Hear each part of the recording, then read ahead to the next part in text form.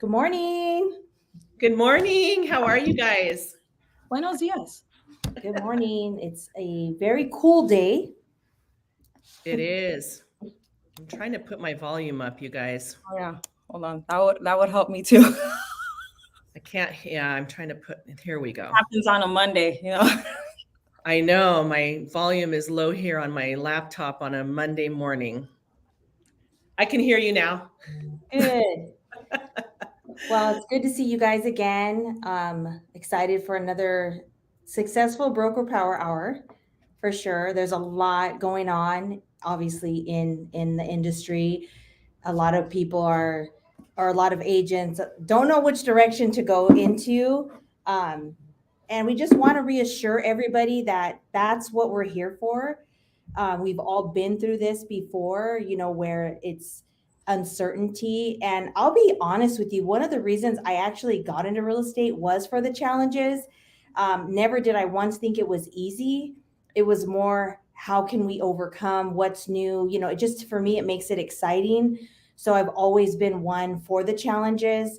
You got to face it head on, embrace it, learn more than anything. And so we're here, we're definitely here. And I know Jennifer's here. I know Elizabeth's here to help you guys. If you feel, you're alone, or how, what can we do for business? We're definitely here. There is business out there. I was reading over the weekend, and they were saying that 30% of the homes are sitting on the market, whereas 70% aren't. They are selling. So how do you become part of that 70%? What is it that you need to be doing? Stop focusing on the 30% where things aren't selling, and know that you want people to come to you because you are, educated, you are, providing information that's of value. Because right now, I think that's what's so important, is to know your market and to know what's really happening. And if a seller or someone's interested in selling, and they ask you, well, right now it's not a good time to sell, right? What's your response? Are you ready to answer that response? How are you going to answer it? Are you going to answer it in fear? Are you going to choke up? So it's important to practice and know your numbers, know what's happening. That way they feel confident to work with you. You've told them something different than everybody else, so you make them feel more comfortable. And I think that's the importance right now, is just showing up, and them consistently seeing that you're providing value.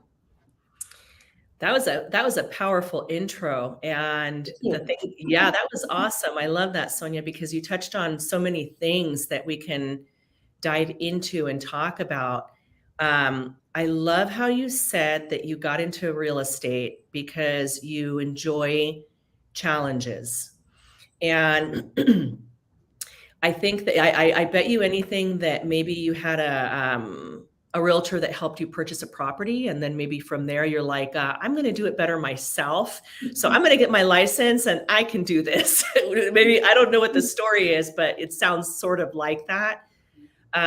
This is a market for professionals, and I think that we all keep talking about that. So I love how you said that you love a challenging market. So do I. I think that it brings out the creativity in us. It also clears out every single thing that is not for us business wise. It makes us take a look at more things that we're either moving into or trying to get out of. And I think that for realtors and for people that, are going out there purchasing, property or listing property, or whether you're buyer, seller, or a realtor in this market, there's so much opportunity. And if you refine your skills and you truly dive into that self-work, like we've talked about, knowing the market share, keeping up with it, like this is the time where actually there's tons of opportunity, even for buyers and sellers. So I just wanted to say that because I think that too many people are talking right now about how it's a challenge. I mean, even we've acknowledged that, obviously, but it's too much. Like it's a challenge, but where are the gifts in that? Where is the opportunity? How can we show up differently? What skills do we need to refine? where are those margins of opportunity? That's what we need to dive into and focus on. So I think it's a great market for a lot of different things. I agree with you. There's a lot of opportunities for growth, in this type of market, because we already have, I don't even know the number anymore because it continues to grow, the amount of agents that have left the industry, because Exactly. it's just simply too much. It's simply too hard. And I've always said this, if anyone's had a conversation with me, they know that I always say we are not selling real estate. We are creating relationships. We're building a business on relationships. People will continue to come back to you if they feel that they like you, trust you, and know that you're going to have their best interest, always.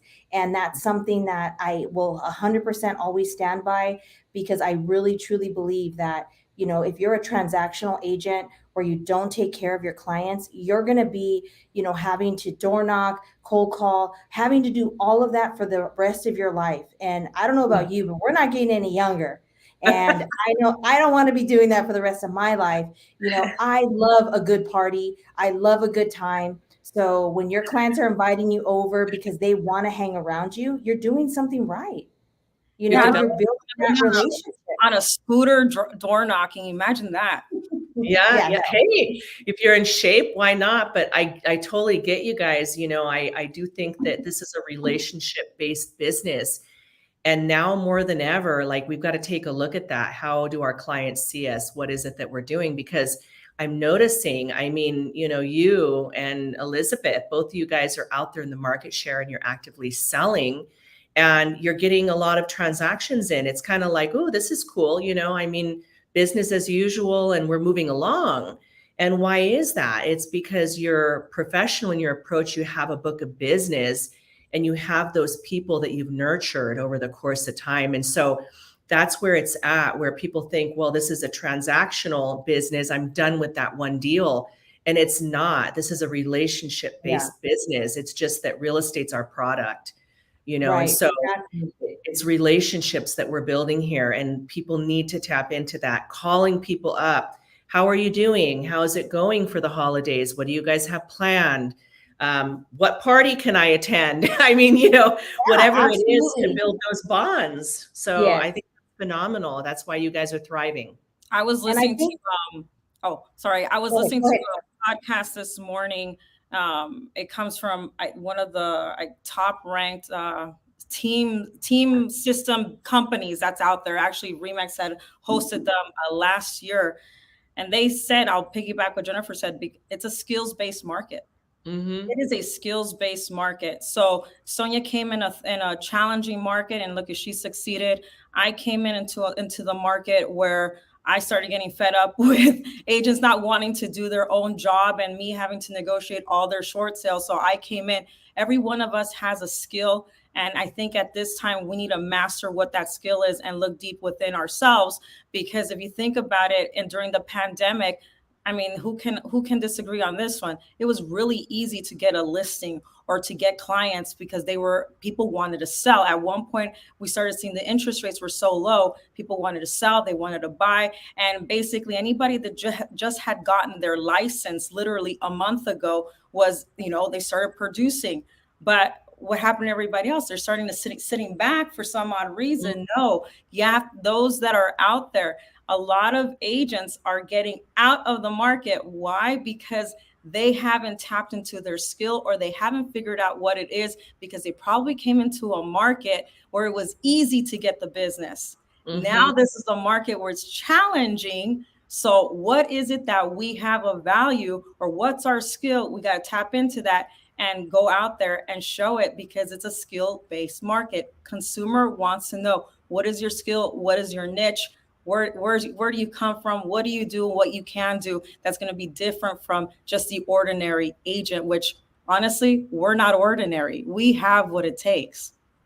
You're going to have to start having more conversations with your clients and being very knowledgeable about it, because I think that the people that are very versed in buying and selling, those people that maybe are buying, let's say, investment properties or larger priced properties where it's not their first home, They understand the value of real estate, and they understand the power of appreciation. They understand all of those things. And I think that these conversations, even with first-time buyers, have to be very, very explicit, because people aren't explaining, let's say when a buyer is hesitant about purchasing a property, well, I'm going to be paying, 8% on my interest rate. Okay. Would you rather do that, or would you rather go ahead and continue to pay your landlord? Or would you rather purchase a property and go ahead and pay that? And there's possibilities for either upgrade or refinance or all sorts of options. But to actually give them, that information, and having those conversations in this market is really important, because, and that means that we have to be knowledgeable as well. What are the figures on that? Well, what was it, let's say, when interest rates were at 3 versus now? Obviously there's, an increase on monthly payment, but how does that relate to paying rent? How does that relate to not owning your property? What is the appreciation average in the state of California? How much money are you going to lose by not purchasing a property in appreciated value over the course of the next decade if you plan to stay there? These are all conversations that have to be had, because we're at, like, in a decade, I don't even know, probably 100% appreciated value. And so people are losing out and, on purchasing property right now because of that. So it's all knowledge and education and talking to your clients about the value. There's never, ever a bad time to buy real estate. That is the bottom line. And that's for various reasons. So, really get knowledgeable and versed on that. And that's, like I said, again, why agents that are focusing on, taking, classes and bettering themselves right now, like really gaining a lot of knowledge, are thriving. So work on yourselves in this market. The professionals will thrive. Absolutely. I just wanted to share, kind of like piggyback of what you said. I met with several buyers this weekend, and I think it's everybody's curious. Everybody wants, that doesn't own wants to own. They're afraid. There's a lot of fear around them. They have coworkers, family, friends who all bought at the right time, because they were positioned to, or just took the leap of faith. But they did it. So now they're like, if you do it now, you're dumb, or it's not a wise decision. You should wait. So it's important to understand that, you have to show up as a professional, because you are the professional, not their neighbor who bought one home, or their aunt, their sister who bought, 40 years ago, or whatever the case is. Because that's the biggest thing that I hear. They say, well, so-and-so said this and so said that. And so you have to really, really have a heart to heart with them, and don't be afraid to share. If they say no, they say no, but they're going to appreciate you, and they're going to remember you, and they're going to remember, what it was that you said. And one of the conversations that I had was, has there been a time that you wish you would have bought a home? And pretty much everyone that's, of course, of age, not the younger generation, but has said, yeah, I wanted to buy actually in 2017, 18, Right. but I was waiting for the market to drop. And then all of a sudden it went like this. And It'll now never drop. right. Exactly. So now I tell them that. I'm like, okay, so now you know what that feels like. So let's say you buy today, this is what it looks like. And let's say in 2 years, 3 years, this is where you're at after you paid rent, after, you're still there. How are you going to feel? Are you going to feel the same way? And it's kind of like, you know what? I didn't look at it like that. So we can't change the past. Obviously, a lot of us wish we could, but unfortunately we can't. So don't focus on the past. You can't. When people are talking about, oh, well, 2 and 3% interest rates, you know what? Whoever took advantage of that, good for you. You're blessed. Don't ever get rid of your real estate. Buy more. Yeah. Rent it out, buy something else, get creative. And that's what the smart people are doing. So a lot of my clients are like, I don't want to sell my house, Sonia, because it's basically, I'm paying 0 interest, basically, right? Because they'll never see that again. So now they are buying something else. Smart. It's smart. It definitely is. So And then it's just important for you to stay on top of everything that's happening out there. I don't know if you guys are aware, but FHA is releasing some great things as well last week. So get to know information about that. They're understanding that families are moving together. Families need these opportunities. So, they released that ADU program where now you can, it's like buying a like a duplex where you can use, income to qualify. Well, they're allowing you to do that now on homes that have converted garages, that aren't necessarily, an ADU per se. So, I mean, there's so much options out there. Really get to know those things. Find out what your clients' objections are. What is stopping them? Because that's where your answers lie. If you keep coming at them where I know rates are high, I know you can refi, I know rates are high, you can refi. It's like they already heard that a zillion times. So you need to get around that. What is it that's stopping you? Forget about that. So understand, is their family growing? Is it not growing? What's happening? So I think that's the most important thing is conversations that you're not having is where you're lacking, because those conversations that you could be having could actually be taking you to another place. Whereas if you're too afraid to ask, maybe you don't feel confident in asking. So you're losing that client. Now they're going somewhere else where someone feels comfortable having those conversations and they end up buying the house. So exactly. Yeah. So spend the time on that. Spend the time on learning how to speak. There's definitely great books out there. And there's one, I can't think of it at the top of my head right now, but I can definitely tell Justin to share it with you guys later. And it's, how to learn how to speak to your clients. And I think that that's the biggest thing. A lot of us don't want to feel pushy. Oh, well, we feel like we're making them, we're forcing them. No, you're educating them. There's a difference. You really are. You're providing value so they understand that. But that's a big thing. Another big topic was the NAR topic, right? Everybody wants to know. Ooh, let's dive into the NAR topic. What's going on with everybody's on the edge of their seats for this one. Everybody is all, posting and talking. The world's coming to an end. Yes, the sky's falling. But you know what? This is actually, I'm sure as agents, you guys are on Facebook and, obviously everywhere, you're going to see different opinions about it. And that's just the way it is. But what you have to understand is everybody's interpretation of it is different. And not everybody educates themselves. Not everybody truly understands, what's happening. This morning on CNBC in New York, they posted basically now people who watch the news, it's saying sellers don't have to pay buyers agent commissions. Like that's basically what they're saying. And of course, we already know CNBC doesn't report the most accurate news. So, but those who follow them, believe it. And now, it spreads throughout there. But it's important to know because I think us being part of RE/MAX, the headline was a couple of weeks ago or so.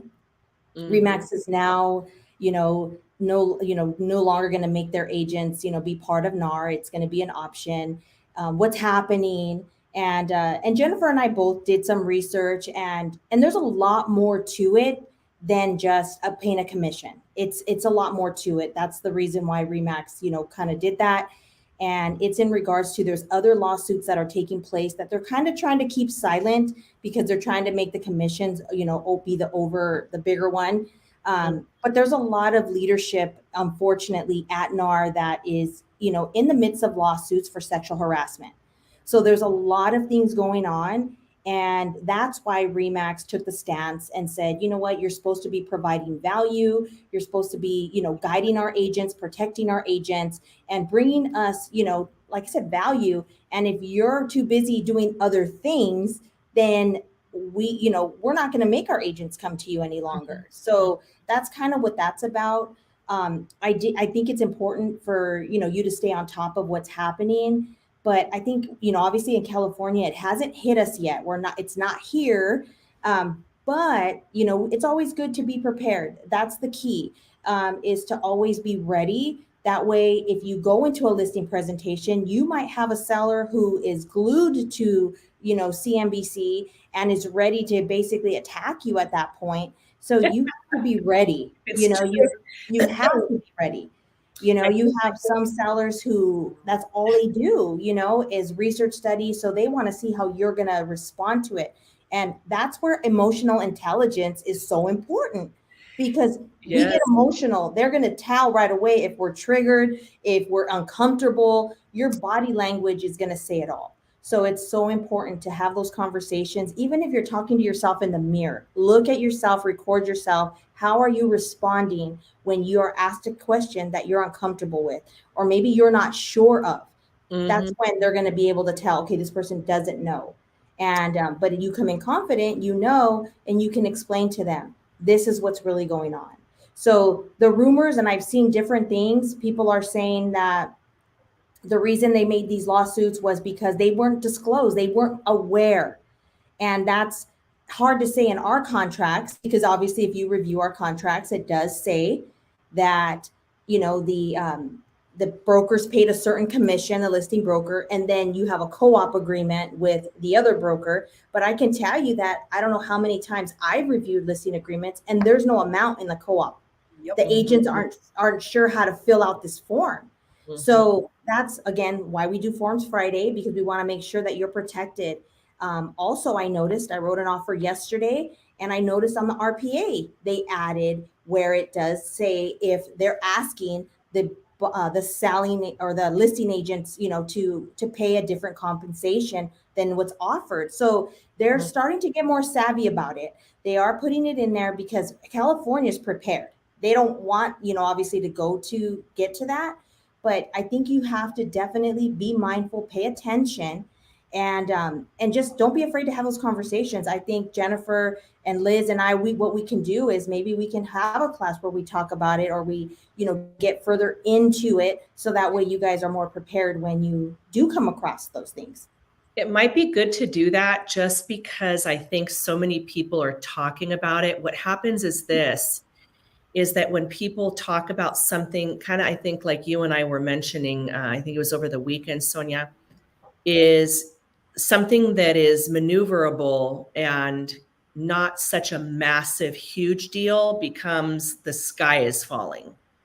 Because, you know, I was speaking with somebody, I forget who it was last week, but oh my goodness, you know, the selling agents aren't going to be paid money anymore, and the sellers aren't going to want to pay them, and everything is going to fall apart. And I said, okay, but the way that our contract is structured is the commission goes to the listing broker.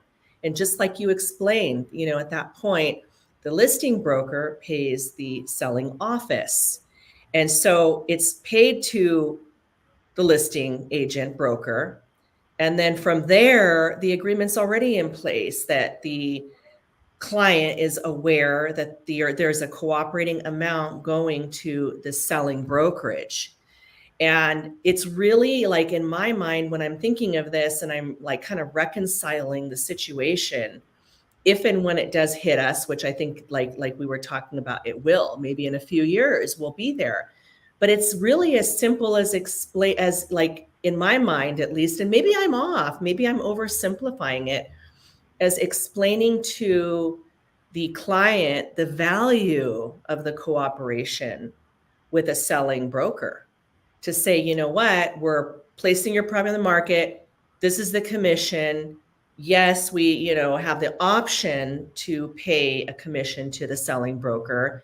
These are the benefits. It might have, you know, we may have to explain a little bit more than maybe what we do, but that's not a bad thing either. It's not a bad thing. And it's literally fixable by a disclosure. And so even let's say it does pour in, this is just, you know, after like my, like I said, reconciliation of the whole situation. And I loved how you brought up the fact where to talk to yourself in the mirror. I think that is like, it sounds funny, Sonia, but that is huge awareness right there. Because sometimes, you know, we're not aware of how we sound.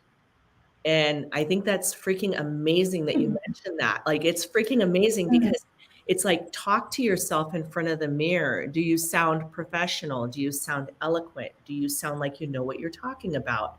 Do you sound, you know, embracing. What is your tone? Well, hold on. Not even your tone. How about your facial expression? Because not everybody has a good poker face. Yeah. Do you look crazy? Are you coming across, authentic? Are you being authentic? Because all of the people can feel that. And so they can feel it, right? And they're like, oh, I don't want to deal with you. Like you don't know what you're talking about. You are not confident and you do not have any knowledge of like next. And we don't people don't realize how they sound. So I love that. I think we should do a mirror exercise. Get in front of the mirror, look at ourselves and talk. But see, in my mind, that, as we're talking, I'm thinking, I think people love to overcomplicate some things at times because they love to have something to talk about rather than what's going to happen is going to happen, regardless of whether or not people are circling and cycling with it. It's going to happen. And so what is the solution? Well, an additional disclosure, the end, next, right? But people don't look at things in that way. And it goes down this big old rabbit hole. And so I've seen all the forums and everything of the back and forth. So, we'll see. It's interesting to see where it'll go. See, I've been looking at this since earlier in the year. And I'm like, okay, I'm just waiting for it to trickle down. Then it started trickling down more in June. And I started freaking out. I'm like, okay. Then I didn't freak out afterwards because I was like, well, wait a minute. This is a blessing in disguise, true blessing in disguise. And I'll say why. Because this is a good challenge for agents to learn and master their listing presentations, get more sellers. Because I do the what if. What if this were to happen next year, January 1st, 2024? No commissions. That kind of eliminates a bunch of agents out of the market, especially if they're buyer's agents. So where's your skill? We got to now develop more skills. So I actually enjoy this. I do the what if. I go down that rabbit hole for like 5 minutes and be like, crap. But in reality, like even that will never happen because like the way the contract is now, it all goes to the listing broker anyway. So, you know what I mean? Like that, it's.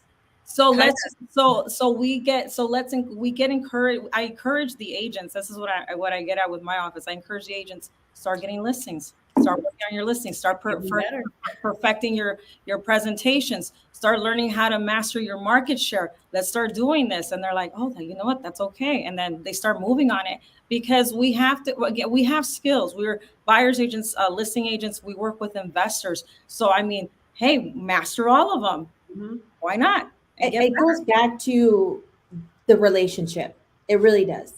Because you have people who won't even think about doing a transaction without you because they know that, again, you have their best interest. It's not about the dollar. So it goes back to that as well. Because if we were to get into that, which I think the whole thing with the NAR thing is they're saying that NAR makes it required for us, for a property to be put in the MLS for an agent to be offered a certain, compensation. Now, what about our local board? That's a good point. So that is the question. I would like for our local boards to start talking. And they're not. And that's the thing. I've actually reached out. They have no stance on it just yet because it hasn't came this way yet. So they're probably in there thinking, what is it we're going to do? So, but the thing is they're trying to make it where when we put a property in the MLS, even if you offer $1 or zero compensation, the property will still be, syndicated throughout all of its sites because obviously it syndicates and you have the option. That's what the contract says. Yeah. If you don't, you can opt out. You don't want to, have it in the MLS. You don't want to cooperate with other agents. You can initial here and all of that will be, so they have the option. It's in there. But again, how educated is the listing agent when they're there giving the seller the option? Mm-hmm. Are they showing them like, look, our goal is to get as many eyes on your listing as possible. So obviously I'm one person, but if we put it in the MLS, we offer compensation to other agents out there, they're going to bring in their clients. Another one of their things was if someone offers 1%, and someone offers 3%, agents aren't going to show the 1%. So they're showing that it's discrimination, that they're swaying buyers into other properties. So that's another one of their arguments is it shouldn't be that way.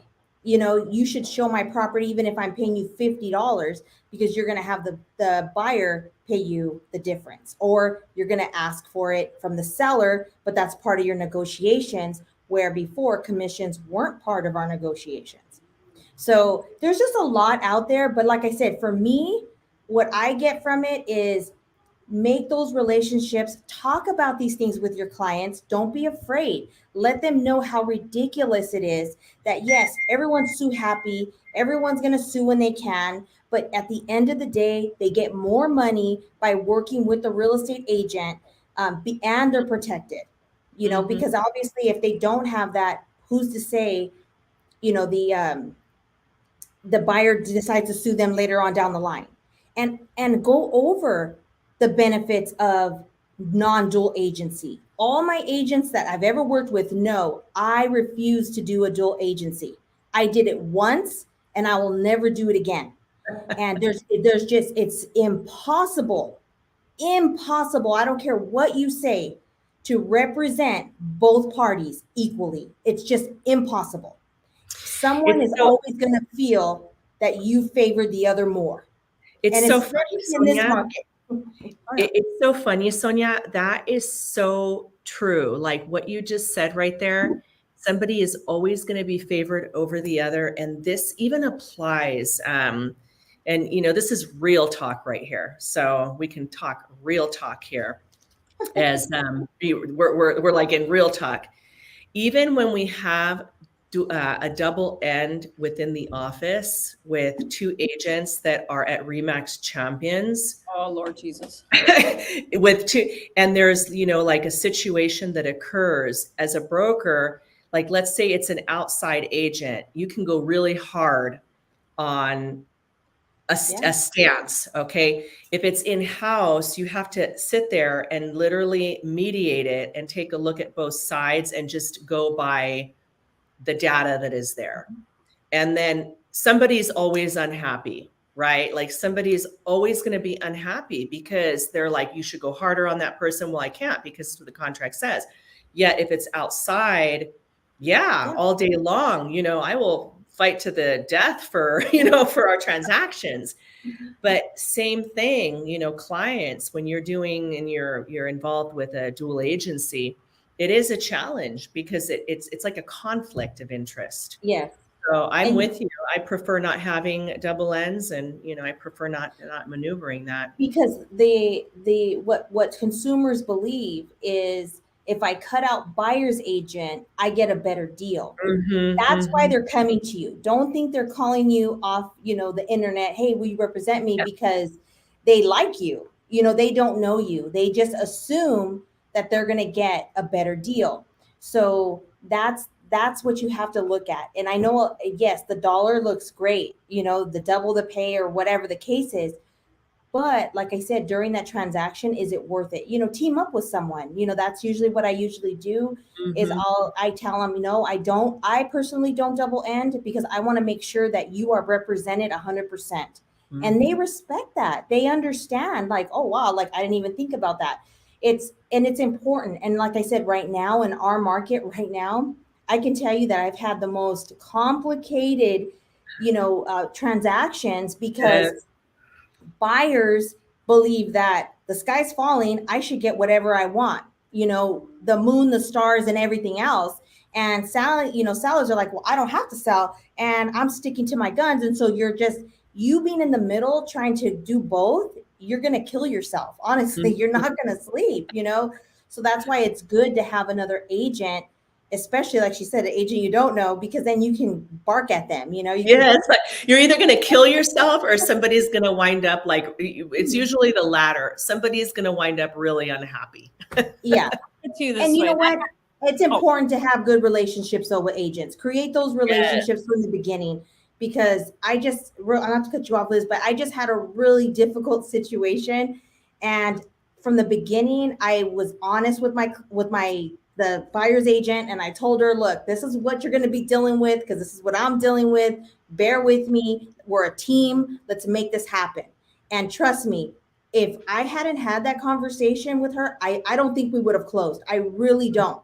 But we worked it, all the way through together, even though it was sometimes one-sided, because I had already prepared her. And so she had already kind of prepared her client too. And so it just worked. But that's why, again, conversations, communication is important. So this is my PSA.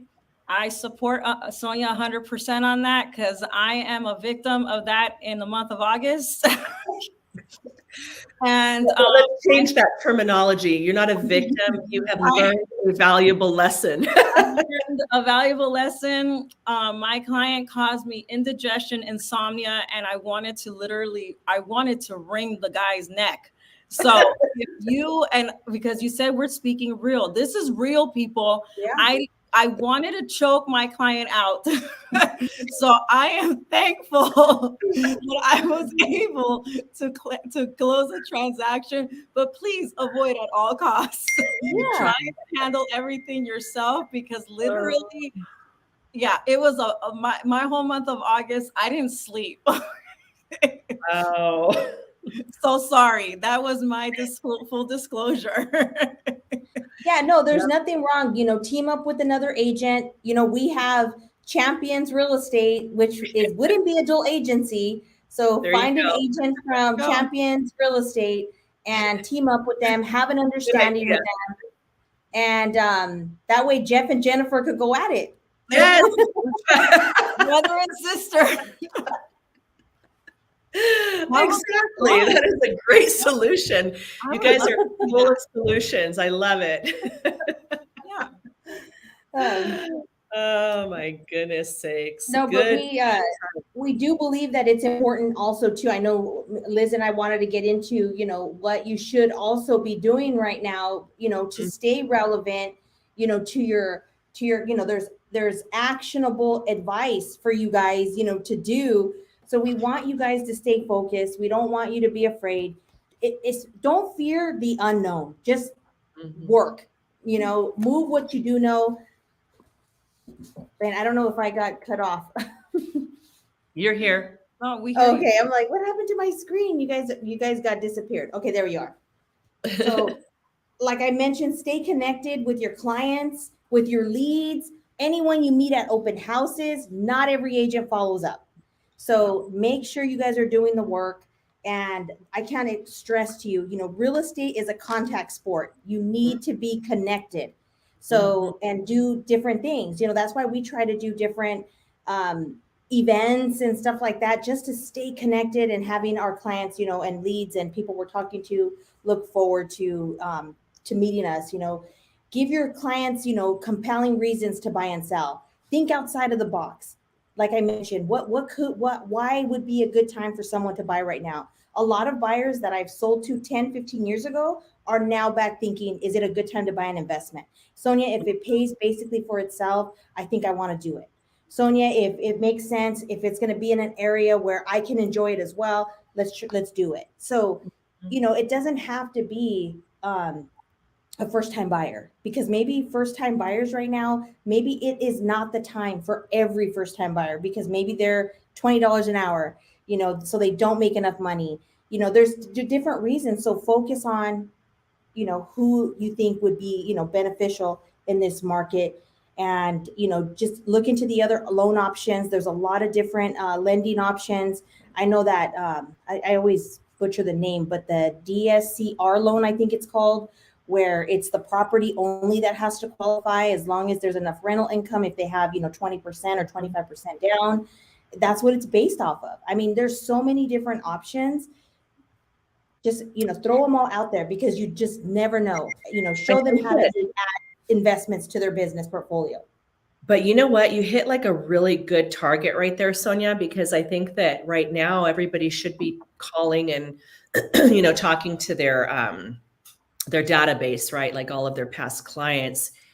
And so all of those people that purchased a home at such a low rate, like 3.5, whatever they purchased it at, call those people back and then say, now it's time to rent that property out. It's time to rent that property out. You can get whatever rental income on that, purchase another one, start building your portfolio, like just to get creative about, explaining things like that to clients and just reaching out, I think will do a world of good and also help them, Yes. get into the actual real estate investing game, right? Because think about that, the opportunity, if you have a 3% interest rate, you can rent that to whoever, and then you can, purchase another property.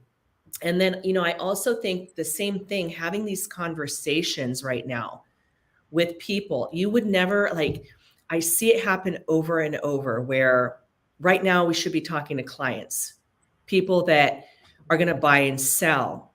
And so when we have to get very directional, like agents should get very directional, meaning if you're investing your time, to be very selective with your time right now, because you have to power pack your time.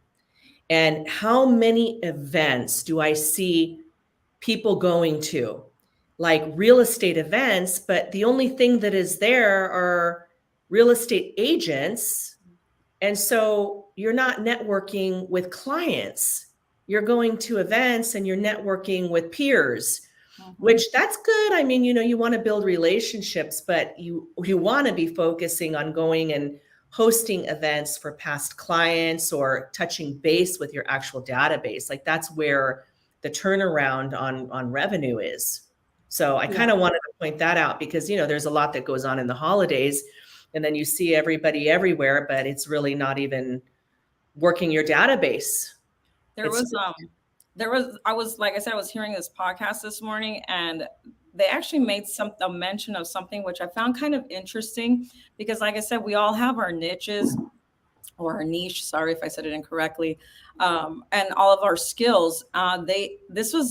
It's funny, I've never tapped into this market. I do know an agent of mine that does, and she does really well at it. They say that you should tap into the 55 plus market, use your title rep, because those people eventually will have to sell.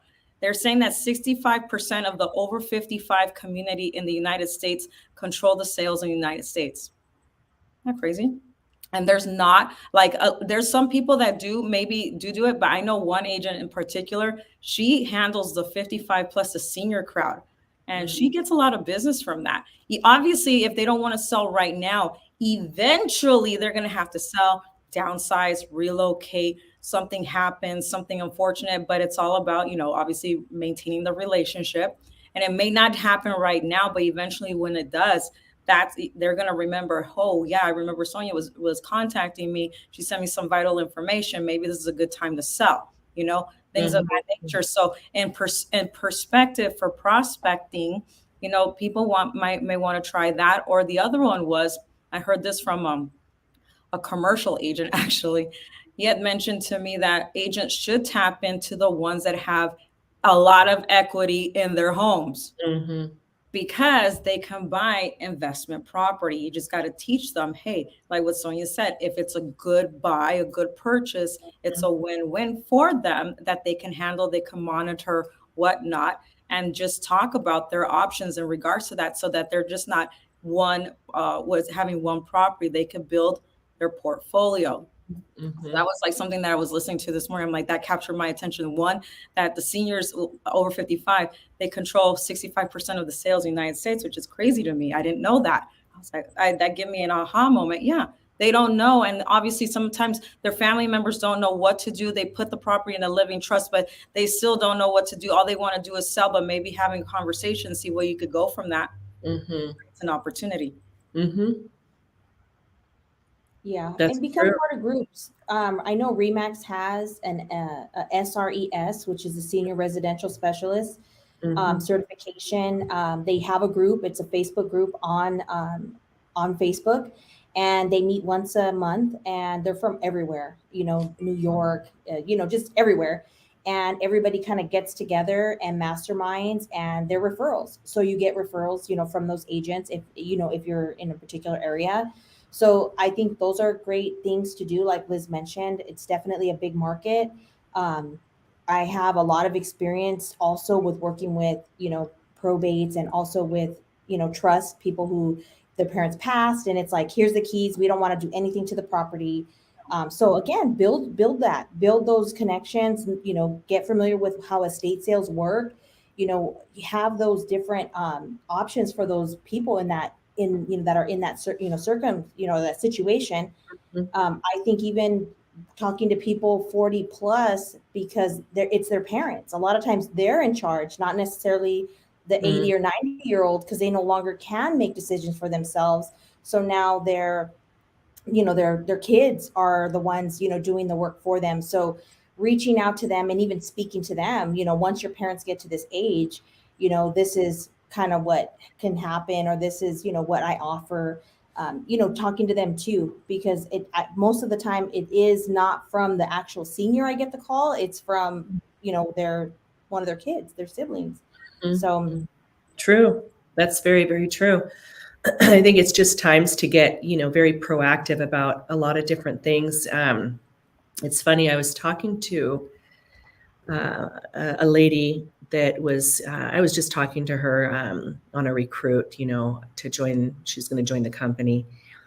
And we got into a topic of a really interesting topic actually right now. And I wanted to get your guys' take on this. I haven't talked to you guys about this, but with the current market the way it is, and with buyers a little bit antsy about interest rates, getting into a property, it's vibing a little bit differently out there. The buyer broker agreement, I don't think it's a bad thing because I never really have been that much of an advocate, meaning procuring cause also, pretty much always protected that type of situation. But I am finding this year that I'm having more issues with that whole procuring cause situation regarding a buyer than I have in previous years. Meaning you have a buyer working with you, showing property, and then all of a sudden they decide that they don't want to go forward, yet they go forward with another agent on the same property for whatever price. It could be cousin, whoever, those types of things happening just because of how the market is. And I'm thinking now, well, that may not be that bad of an idea if we're talking and communicating, with our clients. What is your guys' take on that? Have you had any type of, situation with that in your offices?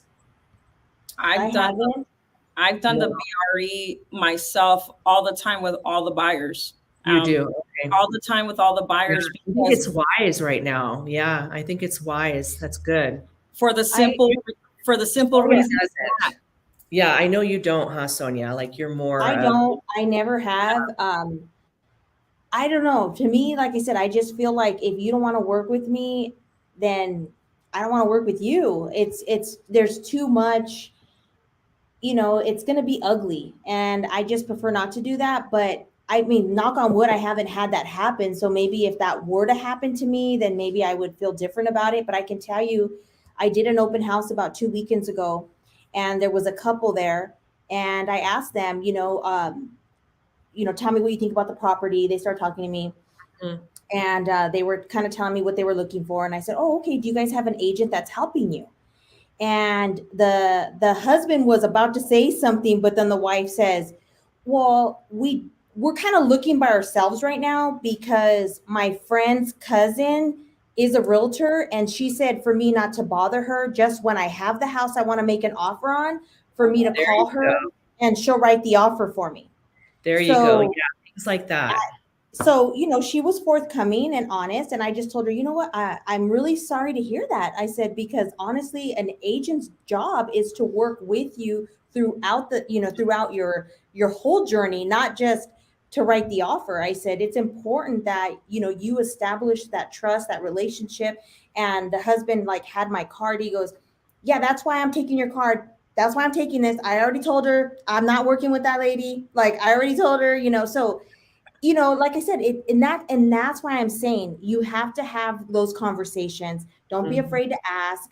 And because basically that happens, a lot of people are doing that. They're just out there on their own, and they're like, I don't want to feel obligated to anybody, so I'm not going to bother nobody, but I'll call this person once I'm ready. And then who knows who this person is, if they even are in the market, have experience, or know what they're doing.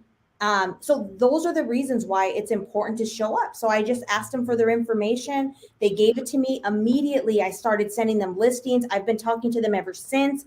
And I think you have to bring value, and by you know, by showing them what it is to work with someone and what it is to do it on your own. It's just So happening more for whatever reason, because I keep a tone of certain issues that come up in the office, right? yeah, And this year, for whatever reason, it's happening more because I'm also of the mindset, like exactly like you. I feel as if somebody does not want to work with me, I don't want to work with them. And obvious, it has to be a mutual thing, or else it's just going to be all bad, right?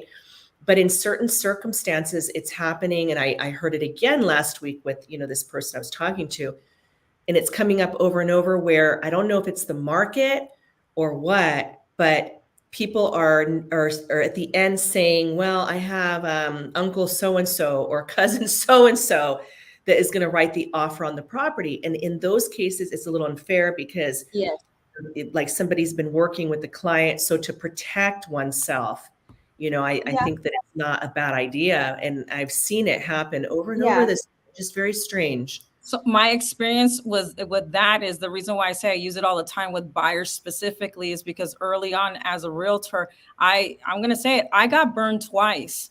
And I remember that I was trying to figure out what did I do wrong. And I was always present with showings. I always had handled it like it was me all the time. I don't have an assistant, nothing of that nature. But it ended up being that they wrote up an offer with someone else that they knew, family member. And I'm like, wow, really? And I remember asking, I remember asking Rod, well, did you have anything signed? I'm like, no. He's like, maybe you should look into the, you know, that agreement. And I'm like, okay. Then I took a class on it. I'm like, this actually makes sense. I think for me, it was just the experience that I had with it being the same thing back to like, not back to back, but one after another, because it chose family members. And I'm like, I just drove all this. I devoted all of my time. So now I just rework it differently where I still do the same thing I've done always before. I'm always present with my buyers, but I just explain the agreement so that they understand and have full knowledge. Hey, you know what? I'm 100% or your realtor. I'm available, you know, during these times, available when you guys are ready to show. But I just want to make sure that we have a good relationship with each other. And with this would help. And so honestly, there has not been pushback, but I think ever since then, that's the reason why I continued it on and I haven't stopped. And I think it's all of the approach, you know, more than anything. I think in like all of these talks, we've talked, you know, about contracts, we've talked about, you know, servicing clients, the market, interest rates, how to approach all of that. I feel like this particular market share is exactly what it was that you started this whole session with, Sonia, where it's refining our skills, being positive, like finding all of the positivity and staying in that mindset during these times, because there's so much chatter out there on, and yes, I mean, we all know we're in a certain type of market, but we've been knowing that, right? Yet there's so many people thriving in this market.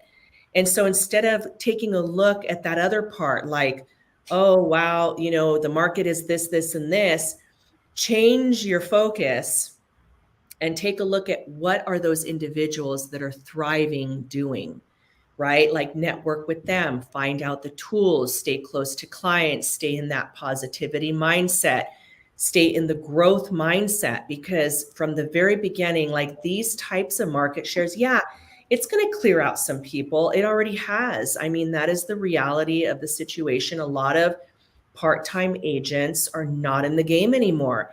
And that is okay. That is okay, because it is a time of opportunity to take a look at what can we improve ourselves on, how can we refine our skills so that we can thrive in this market. Because imagine thriving in this market share going into next year, or maybe the following, who knows, how much stronger we're going to all be and how much stronger you can get refining your skills. So I love that you began with that, because I think that we need to stay in that mindset, right? Like looking at those things that we can thrive with, and how are we going to make that happen for ourselves to stay there.